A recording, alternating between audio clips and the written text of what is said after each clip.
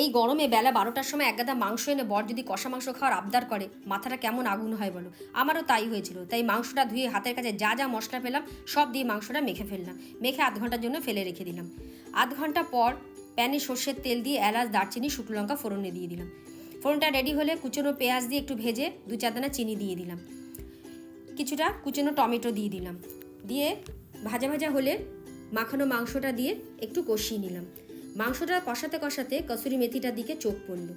খানিকটা কসুরি মেথি হাতে ঘষে দিয়ে দিলাম। আজকে কিচ্ছু বাদ দেবো না, আমার স্টকে যা যা আছে সব কিছু দিয়ে মাংস রান্না করব। চেরা কাঁচা লঙ্কা দিয়ে আর একটু রান্না করে নিলাম। মাংসটা আমার হয়ে গেছে। নামানোর আগে মনে পড়লো, আরে ফ্রিজে তো খানিকটা ধনেপাতা আছে, রাগের মাথা সেই ধনেপাতাও কুচিয়ে দিয়ে দিলাম। দিয়ে গ্যাস বন্ধ করে 10 মিনিটের জন্য ঢেকে রেখে দিলাম। 10 মিনিট পর গরম গরম ভাতের সাথে পরিবেশন করলাম এই অদ্ভুত কষা মাংস। খেতে খেতে উনি বললেন, রাগের মাথায় রান্না করলেও রান্নাটা কিন্তু দারুণ হয়েছে। আমি ভাবছি কি করে হলো।